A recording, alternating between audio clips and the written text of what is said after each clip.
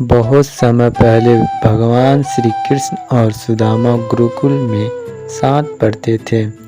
दोनों में गहरी मित्रता थी, लेकिन उनके जीवन के रास्ते अलग अलग हो गए। श्री कृष्ण द्वारिका के राजा बन गए, जबकि सुदामा एक साधारण व्यक्ति के रूप में गरीबी में जीवन बिताने लगे। सुदामा का जीवन अत्यंत कठिनाइयों से भरा हुआ था।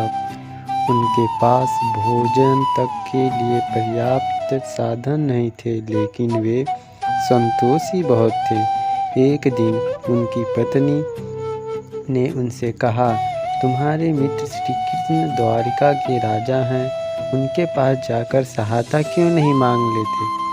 सुदामा को यह सुझाव अच्छा नहीं लगा, क्योंकि वे मित्रता को स्वार्थ के ऊपर मानते थे। फिर भी पत्नी के आग्रह पर वे द्वारिका जाने के लिए तैयार हो गए।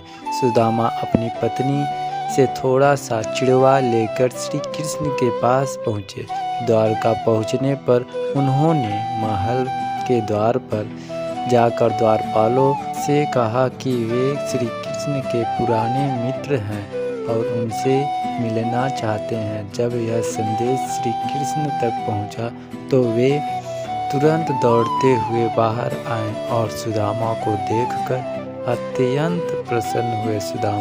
उन्होंने सुदामा को गले लगाया और अपने महल में आदरपूर्वक बैठाया। श्री कृष्ण ने सुदामा से उनके जीवन के बारे में पूछा। सुदामा ने अपनी कठिनाइयों के बारे में कुछ नहीं बताया, क्योंकि वे मित्रता को कभी भी स्वार्थ के साथ जोड़ना नहीं चाहते थे। श्री कृष्ण ने उनके हाथ में चिड़वा देखकर अत्यधिक प्रेम से उसे ग्रहण किया और कहा, तुम्हारे इस प्रेम का कोई मोल नहीं। सुदामा को महल में बहुत सम्मान और स्नेह मिला, लेकिन उन्होंने कभी भगवान श्री कृष्ण से अपनी गरीबी का उल्लेख नहीं किया। जब सुदामा को विदा लेने का समय आया तो वे बिना किसी भौतिक सहायता के ही घर लौट आए, लेकिन जब वे अपने गांव पहुंचे तो उन्होंने देखा कि उनका पुराना टूटा फूटा घर एक भव्य महल में बदल गया था। उनकी पत्नी और बच्चे अब नए वस्त्रों में थे और उनके पास सभी सुख सुविधाएं थी।